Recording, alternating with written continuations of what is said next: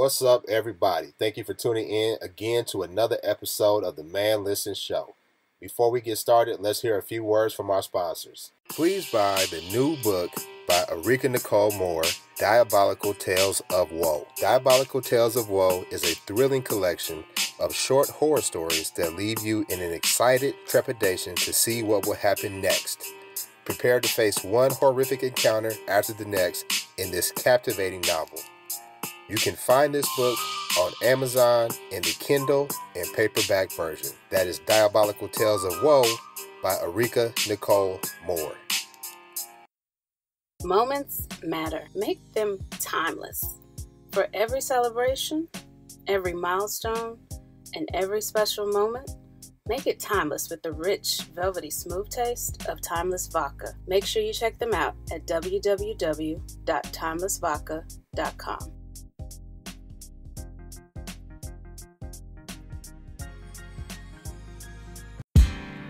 I got to kick this thing off. Yeah. Can I kick it off? Yeah. 1, 2, 3, 4.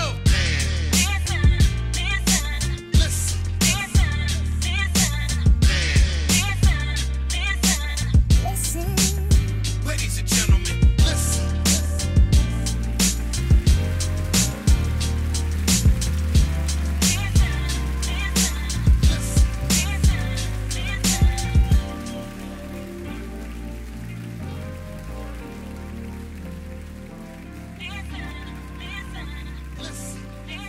Conversate with Us Radio presents the Man Listen Show.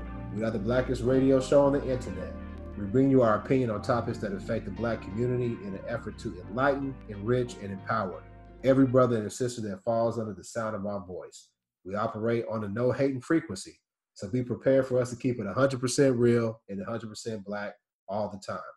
Please follow the show on Instagram, Twitter, and Facebook at Man Listen Show. You can also find the show on SoundCloud, YouTube, iTunes, and Google Play. Please share the show and make sure you use the hashtag ManListen. I'm your host, Mar B. Let me go ahead and introduce the crew. C, what's going on with you? Hey, what's good? All good. Erika, how you doing?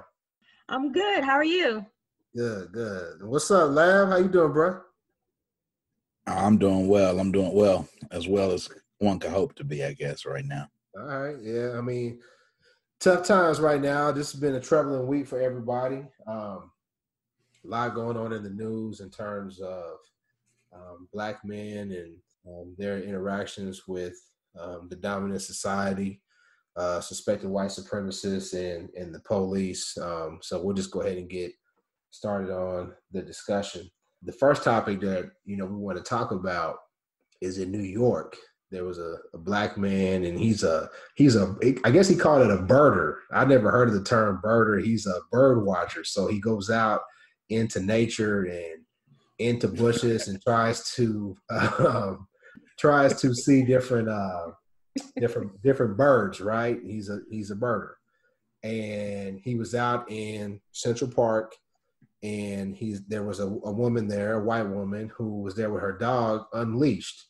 And when he asked her to put the dog on a leash, a confrontation ensued. And he's prepared for it, so he brought dog treats with him. And most dog owners, I guess, they don't want you feeding their dogs any type of treats. So that's when she became somewhat hostile, and she approached him, and she had her dog in her by the collar the whole time. She approached him, and he said, "Don't come towards me." She said, "Well, I'm going to call the cops on you." And so she activated her whiteness and activated a term I affectionately like to call, what is the C? White girl one-on-one. White girl one-on-one. And what is white girl one-on-one? When you are the aggressor, and then all of a sudden you try to play the victim when that energy comes back toward the victim. And white girl one-on-one is not just for white women. I mean, white dudes do it as well. But the white girls have definitely created that technique. So she got on the phone and called the police, and the terror that she was able to boy, that was come up with. She just flipped the switch on that one. Flipped the switch, right? And thankfully, this That's how they code switch. Yeah. Right. That's their code switch. Yeah. Yeah. So thankfully, we'll call him a black man, and I'll just say that like that because we'll get deeper into it. Thankfully, this black man was videotaping this, and the world was able to see it. And honestly, I was happy that this happened because I've been saying white girl 101 for years, and people kind of like looked at me just militant Marv, and then when they saw how blatant she was with it, people was like, nah, this is just too much. People I know who are very, very like non-militant like us were like this right here. You know what I'm saying? Like, I would imagine, when they said she worked for Franklin Templeton Investments or whatever, VP and so forth, I would bet she's like the main one in the office screaming about diversity. You know what I mean? Because she's using it to her advantage to progress, but at the same token, she don't in real life she really don't feel that way. Yeah, Black Twitter got on it, man, because they posted this video, and I saw it in the evening time. By the time I woke up, they had found her. They was like, "This is Karen." Man, hey, they was on her. They can find anybody. But anybody. It wasn't just Black Twitter though. She had white Twitter on her tough. I knew when she strangled the hell out that dog, it was a wrap for her. Right. Peter was coming. Yeah, right. Yeah. So not only did they have her linked in, they took the dog. Yeah. Took the dog, man. I mean, even when I was watching the video, I'm like, just put the dog on the leash. Like, why are you just swinging him around? And that's the rule. That's the rule. That's the law, whatever you want to call it at Central Park. So no excuse not to have it. And he was smart to have treats. I guess I got to remember that. Like, if a dog's chasing you, just throw him a treat. He probably deals with it so much, being that he's in Central Park doing this. He probably sees so many people without their dogs on leashes, just disregarding, and obviously nobody's gonna say anything to him because they're like, "Oh, it's just a dog on a leash." I will. But, I do because I'm scared of dogs. I'm scared of dogs. Right. But I'm talking about authority. Even though I own a dog, I'm scared of dogs, and I don't appreciate it because I've been accustomed to my wife and kids' dog. They dog. Right. You don't know what that. I understand, but it's very inconsiderate for you not to have your dog on. Very. Very. So she was just dead wrong all the way around. So I don't have no sympathy for her. And they, like I said, they found her LinkedIn. They got her dog. But people said it. The only reason why justice really, really karma really, really took effect so swiftly was because she was mishandling that dog. If it had just been her, and I'm not gonna. It wouldn't even been a thing. Because I'm honest with you, I am a dog owner. I like dogs. What she did to the dog, I didn't even think nothing about it. Honestly, I was more outraged about the what she did with the other Cooper. And then they took the dog, and I was like, "What?" But I guess you're right. If it hadn't been for the dog, that brother wouldn't have got any kind of response. No, they found out her name so quick because she used to hire a dog walker, and he got on Twitter telling everybody what her name was, where she worked, and he's actually a white guy. I don't know, because when I first watched the video, I was so focused on her switching it up for the police that I guess my focus was on his safety and what was about to happen next. So it wasn't until like the second or third time that I watched it that I really saw that she was really holding this dog like in the air. I was like, I didn't even realize the dog just choking and dying because I was worried about, the man, but silly me. She even has an Instagram page for the dog, and now they're trying to say that she has Munchausen syndrome for dogs because the dog's in a cast every other day. What? They've been on her. White Twitter's on her. Wait. So she had a dog in the collar. The dog had like a sneeze 1 month, and then it had that was sick a month before that. They got all these pictures on Twitter. They said she has Munchausen syndrome for a pet instead of a child. Until she gets a child, she just got it. Yeah, and the dog has a whole Instagram page, and it has like pictures. And so, like on one of the pictures, she said, it has acting like this dog talking. So she's like, I hurt my paw because I, pulled my nail off in Central Park, and the people was getting on it. That's why your dumbass should have been on the leash. So they talking to the dog like the dog really was hyped on Instagram.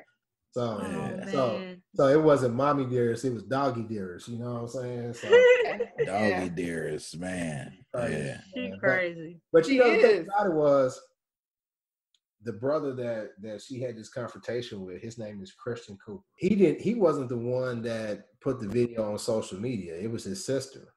His sister. Yeah.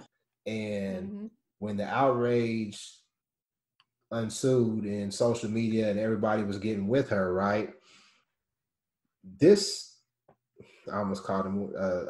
I almost cussed when I talked about him. This dude, he went on CNN and on other news outlets and said that, you know, maybe she doesn't deserve to have her life turned upside down because of this incident. I'm looking at the news right now, and allegedly he accepted her apology. He accepted her apology, and he was just very, very forgiving and very understanding. And it really was disappointing because Black people were so enraged because we've been through this before. Like, we know this playbook. Most of us know this playbook. Most of us do. There's a lot of brothers out here who really don't understand the type of danger they put themselves in. But most of us have seen this playbook. Thoughts of Emmett Till come to mind. Thoughts of how many brothers have been unjustly prosecuted because some white woman activated her whiteness and got them prosecuted. Tulsa race riot, that was because of allegedly a white woman said, hey, this Black man who she was messing with, she got caught and she said, oh, he raped me. So we know the deal. We know how dangerous those type of interactions can be. So for him to go and say, well, maybe we're being a little bit too hard on her, man, miss me with all that, dude. Miss me with all that. And next time, please talk to your sister and tell her, listen, don't make a big deal out of this because we can save our energy and let you just go ahead and do what you want to do and suck up to her and try to make things right, even though she tried to take you out. Right. It's a spit in the face of their ancestors. Right. And he's got to understand it's bigger than him. You know, he can't decide that everybody needs to, you know, stop, not so much harassing her, but, you know, making her lose her job and things like that. Because what if she does it again next week? What if, she didn't do it to him? He wasn't recorded. He would have got beat up if those police would have been closer and he didn't have it on video. Man, yeah. He could have been the guy and, he could have been the next Emmett Till type, The next hashtag. Right. Yeah, the next hashtag. Yeah. It's really crazy too, because Franklin Templeton's a very large financial firm, right? So they can afford to just, I guess, win the public battle and say we're going to fire her or whatever. But she's going to have a job at another major firm. They have many people that work with them that probably have exhibited the exact same behaviors at the office place and have gone unreprimanded, undisciplined, whatever. So, it was a bunch of, to me, just a dog and pony show for her getting her job back. Thing about it is, though, she's gonna get another job though. They don't get fired, they just get transferred. So she'll be out. Exactly. She'll go ahead and she'll get her little unemployment, or they'll probably give her a nice little severance package. Like, she parachuted on out of there. Right. For publicity's sake, we're gonna give you a nice little golden parachute. You'll be fine. And then we want you to call so in 6 months and you'll be straight. So it wasn't right. Because think about it. Think about it. If your business gets just a small fraction of people to say, you know what, I like what they did, I'm gonna put some money in my, I'm investing, maybe this fund comes up and Franklin Templeton is in charge of the fund or something like that. Maybe some people will be like, okay, they did the right thing there and I'll move my money or invest with them. They win the war, Yeah. She's a pawn too. So, well, I hope that she has to start over wherever she goes, because it's hard for a woman to climb up to a VP spot, because they're not going to just have VP spots open all over. So I hope they put her little self back down in the mail clerk room. She have to give a couple of favors to get back where she wants to be. I wanted to have to smut herself to be back VP. So while she down there giving that Monica Lewinsky, I want her to think about that day at the park. When she's at the dry cleaners the next day, I want her to think, dang it, that might have been a mistake. Yeah.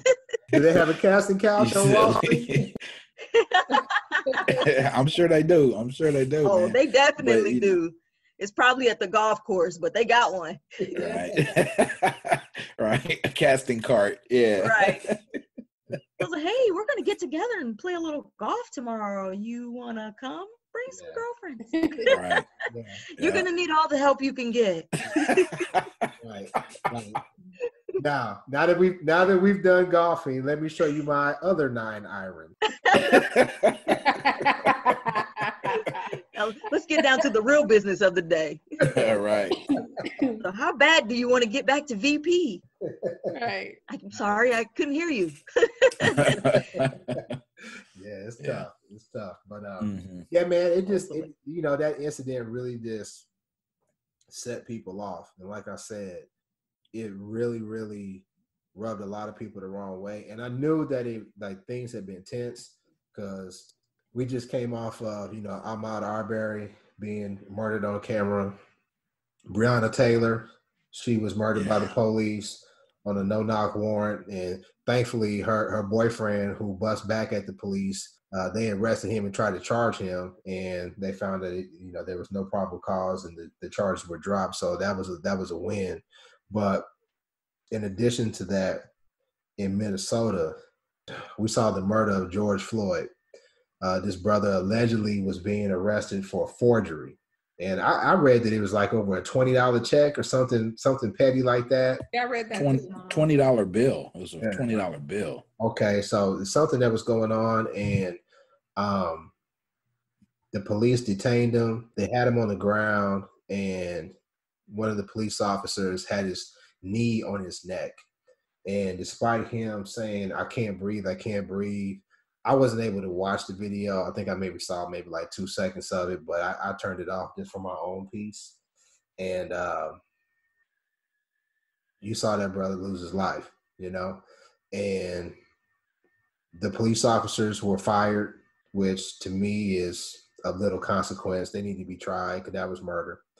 And when you look at their background, they've had a history of brutalizing citizens and shooting citizens. And currently, as we're recording this show, the people in Minneapolis are doing what's right. You know what I mean? In my personal opinion, they're letting it be known that this isn't tolerated. And a lot of people have their feelings on whether rioting or protesting really has a good effect. But my thing is, kneeling hasn't had a good effect. Man, anything gotta else, do something different. Yeah. Any other thing that we have done Right. hasn't had a good effect. So if you can go ahead and get you a flat screen or something out of it, might as well, or at least you feel a little better, right? As well. Get your cousin one too. Go ahead. Yeah. I don't know, man. It really just. I think people are fed up, man, and you're starting to see more and more, especially with this quarantine and people, and it's about to start getting hot. Yeah. White supremacists keep losing their mind. I think this is going to be a hot summer, man. I think we're going to see a lot of stuff. It's going to be a cruel summer, right? Yeah. Mm-hmm. Yeah. Man, when it comes to the situation in Minnesota, I think another thing that gets the Black community especially heated and emotional is we've known that this happens for years, right? None of this is a surprise to us. But when you see it consistently on video and nobody outside the Black community thinks that this is an issue, I think that's what it is. Is we're like, how can you not see this? But in all actuality, they do see it. They just are more interested in keeping the power structure the way it is. There's no reason for you to look at a cop's police report, blatantly lie, right? A lot of them have been proven to be flat out lies, and they keep their jobs, they keep their pensions. If the situation like this where they end up getting fired, they won't get convicted. They're going to go to another smaller jurisdiction and get another police job. So I think that all that is just built up for so many years. And then when you see it just blatantly on video, there's you can't call it anything but murder. and there's not been a response that we thought that we would get if it's cut and dry. That there's a lot of people who, hey, like you said, go get a flat screen, man. Go get a PS3, whatever, PS4, whatever. All right, they haven't decided to not press charges. They're still investigating. I think that they should have already pressed charges. Right. I don't know what it is that they're looking for, but I know with other videos coming out, it's looking less and less like he was ever resisting. Ever.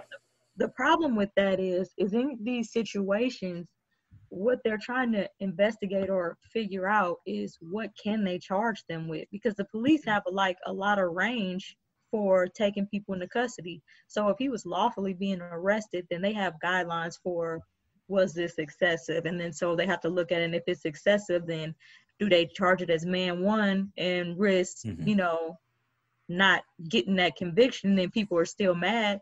Or do they risk just charging them with manslaughter or, involuntary manslaughter or something like that? And then it's a much lesser charge and they don't do much time, but that's something that's a lot easier to prove and get a conviction on. So a lot of times what I think is they're looking for, like, is there something strong enough to really go for the gusto here? Or is there some way that we can twist it to justify not doing anything to these officers? I feel like they're always looking for both, because they definitely don't want to be on the wrong side of what's going on right now in Minneapolis, but at the same time, they always looking to save each other. It's a system. They work together. But I'm interested to see if they do charge them with something, what they choose to charge them with. And then do the other officers just get charged as accessories because, or is it felony murder? Well, because they weren't committing a felony. So, it's real hard to see how they can rope in everybody. So it's something to think about. Yeah, I thought about that too. Like, what would they charge them with? Because kind of like you said, manslaughter is a little easier to get a conviction, but the community and everybody, it's clearly a murder case, right? And so I think that's part of the issue too, is they don't, like you said, they don't know what to charge or how to play it. And it's interesting. It's going to be interesting. It's going to be really interesting. Yeah.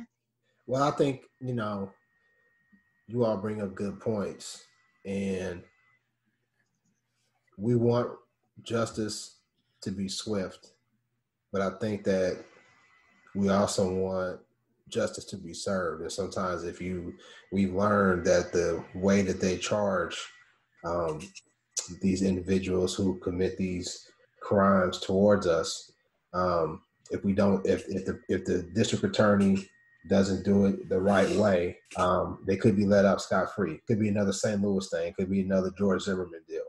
And we don't need that.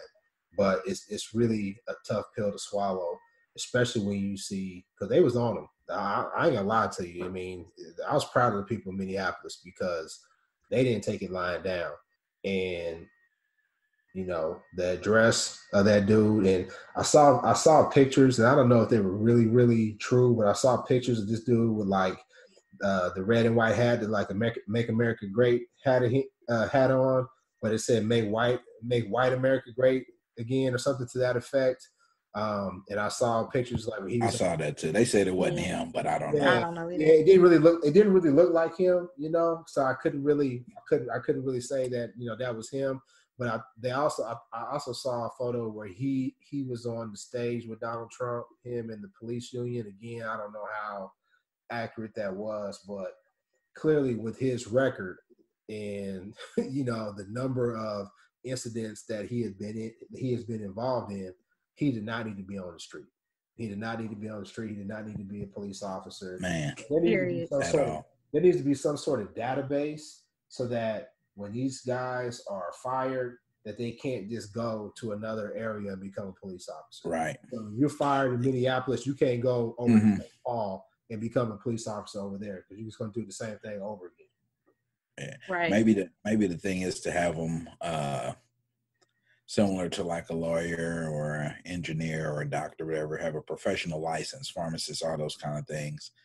And so then maybe when you get your license pulled, there's the database. You went the nice way. I was thinking they need to be like sex offenders and register You cannot live this close to a black community. Right. We need to know where you are at all times. Oh, none of them live close to a black community. Guaranteed. That's part of the problem too. But if they do have a license, there should also be additional training so they can catch it on the front end. I'm sick of all this diversity training after something has happened. Have it on the front end like most companies do. This is the handbook. This is what you're going to follow. You're going to sign it. And if you do something against this, you're automatically terminated. Like, they want to, well, now we're going to teach diversity. You didn't do that when he was hired? Like, you knew he was going to be running into black people. That's a hustle. The police. That's a hustle right there. That's a hustle. Because whenever they're talking about we're going to do more police training or we're going to send funds and that whole with Joe Biden with his plan for Black America, and they're talking about, law enforcement, whatever. Anything that involves giving the police any type of money, I'm against it. I'm against it too. They're gonna buy equipment and weaponry and things so that they can brutalize us. Right. Speaking of Biden, I was, when they talked about Amy Klobuchar, getting vetted, I was like, there's no way. And I'm waiting for her to really have like a statement of this is her home state. You know what I mean? I want to see her come a powerful, straightforward statement. If not, obviously he's not going to choose her if she can't, handle this. Well, I just read an article that says she declined to prosecute them in the past. The article says she declined to prosecute hundreds of complaints against officers for shootings. And so it ain't really too much she can come out and say. There's hey, par for the course. Right. So apparently this dude, the guy that had his knee on Brother Floyd's neck, he had 18 prior complaints. 18 prior complaints. Yep, 18. Yeah, he killed somebody else. Yep. I want to say he killed like more than one person. He shot a guy. The Native American man lived. Die. Yeah, So he shot another guy. But he was a part of another shooting. Man, there's literally cops that. But dude, how do you have 3 people that you kill or close to kill in your life as a cop? There's no way. There's no way. And this one was in handcuffs. There's cops that are. Man, I mean, it's just unbelievable. It always reminds me of on Transformers when that Decepticon turned into a police car and it said to punish and destroy or whatever instead of to protect and serve. I was like, that's what they need to say for real, because that's what they mean over here. Right. They ain't protecting and serving nobody. Because it's so interesting, like I said, going back to the Central Park thing, trying to tie it all back to make the connection between the two. So she was doing something that was menial. She didn't have her dog on a leash. But if you go to like a park or you go, somebody calls on a black person out here in the coronavirus era, they're playing basketball and they shouldn't be playing basketball. The cops are coming there and they're not going to even give you a warning. They're going to start grabbing these young brothers up, snatching them up, doing whatever. Mm-hmm. And it's like I said before, I don't see how you cannot see that. The response is so disproportionate. A lot of people are comparing it to how the protesters, the armed protesters who don't want to be forced to wear a mask are allowed to roam free, while the people who are nonviolent and unarmed get pepper sprayed and faced and all this other kind of stuff. It's like, so we're mad about a mask, we're cool with guns. Yeah. Right. You're mad about a murder unarmed and you're gonna get beat up. Right. Yeah. People are like, they're tearing up their own neighborhoods. Oh, is that Target black owned? Yeah, I'm so tired of scared Negroes with that. Like, what good does it do? You know what I mean? Like, they got insurance and quiet as kept. Exactly. I remember in Baltimore when Freddie Gray was killed by the police and they was rioting in Baltimore. I'd be willing to bet that some of those business owners was burning their own stuff down. Yeah. You get the money, Yeah. Because you get a completely renovated store. You do. Right. There was a guy that did that after a baseball game. I think it was the Red Sox. He got caught on camera throwing something through his own window. Yeah. Or you could cash out and move to another neighborhood or whatever, Right. Yeah. And honestly, that's like the honestly, I don't have any sympathy for him. You know what I mean? It may not be the most productive thing to do, but I don't have any sympathy for them, especially if they're in the hood, because 9 times out of 10, they probably a business that was taking advantage of us anyway. I don't have no sympathy. And if you're going to do that, you have to hit Target. You have to hit AutoZone, because if you hit the mom and pops, it's not going to matter. No. The federal government is basically wanting to make sure Target survives. They want to make sure AutoZone survives. So if their bottom line is getting hurt, if they're the ones that are having problems, then that's the only way they will respond. They don't really care about your mom and pop barbershop, grocery store, corner store. They really don't care about that. They care about the large corporations. And from what I read, I don't know how true it is, not to say that it's right, but they had got pepper sprayed, and I guess like milk supposedly helps that. And Target like closed the door on them. So if you, I mean, you kind of you brought in that smoke, you wanted it, so they opened the door themselves by throwing something through the window. And quiet as kept. They like to put the blackface on the rioters and the looters. But I saw a whole lot of white faces and other kind of faces out there wanting to come up. I saw. Did you see the white boy? Wait. Did y'all see the white lady who ran up in the Target? Well, she rolled up in the Target on a wheelchair and was stabbing black people. She was stabbing black people indiscriminately, right? And someone put out a extinguisher and blasted her with it. And then she tried to. What do we say at the beginning of the show? White girl 101. Turned to the victim. White girl 101. 101. It's a master class. They got a master class. Yeah. Get out of here. Are you serious? I didn't see. I'm not gonna lie. I didn't get a chance to see any of the videos from Target. I heard about it and read about it. I didn't video. So I saw a video from the police station, and there was some white boys. They was putting in work. Like they was throwing like 99-mile-an-hour fastballs through the windows at that police. Right, bricks and everything. I was like, oh, y'all came to play. And then the brick, he missed it. He hopped over the fence and got his brick back, and then went back and threw it again. And I said, oh, that white boy's gangster right there. Committed. Yeah, that's follow through. Yeah. Can y'all see that? Like oh wow. The pictures are hilarious. Oh, now she done passed out from the fire extinguisher. Yeah, exactly. Now she's the victim, man. Yeah, now she's the victim. She's lucky all that's happened. So he should hit her with that fire extinguisher. But wait a minute. A woman identified only as Jennifer, man, could be seen in video sitting in a wheelchair while blocking people at Target. In one video where she was sprayed by a fire extinguisher and attacked with projectiles, she appears to have been wielding a knife or other sharp object. So she went in there, and the thing is, when people say she can walk, so she tried to coach the horse her way up. Oh wow! Try to shank some black folks, and I think they said a white man blasted her with that fire extinguisher. And that's funny though, man. I'm not gonna lie, real talk. I'd have kicked that wheelchair over. Man, she spent the rest of her day trying to get up. That fire extinguisher let her off easy because she'd got kicked over and stomped all the way out trying to stab me and mine. Yeah. Hit her with that fire extinguisher. You said the name Jennifer, man. And I just there's certain names. So Jennifer, and then, they call everybody Karen, man. I thought it was funny. Karen Civil, she's like a media, social media chick or whatever. She was like, just call me KC from now on. The black lady. She's like, don't call me Karen no more. But I saw something where like they tried to make Karen like a racial slur, and I was like, wow, all the way out of here. And everything. I saw where they put like age ranges on it. So like if you're a young white woman, you're Becky.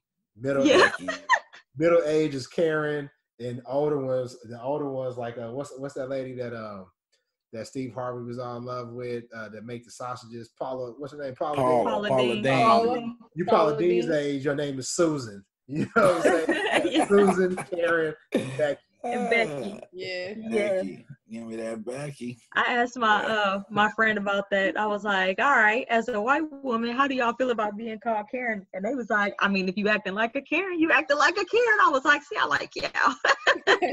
It's so funny because our admin assistant, she's probably about my age, white lady. Her name is Karen, man. So we haven't been back in the office, but I just die laughing like, man, when we go back in the office, man, we're gonna have fun with that one. I can't wait. Something to look forward to. Exactly. Hey, man, don't do it. You've been there, called her Karen in the wrong tone. Yeah, HR would be like, HR would be like, have passed out. Yeah, HR would be like, right. Go ahead and log Can you out. come with us?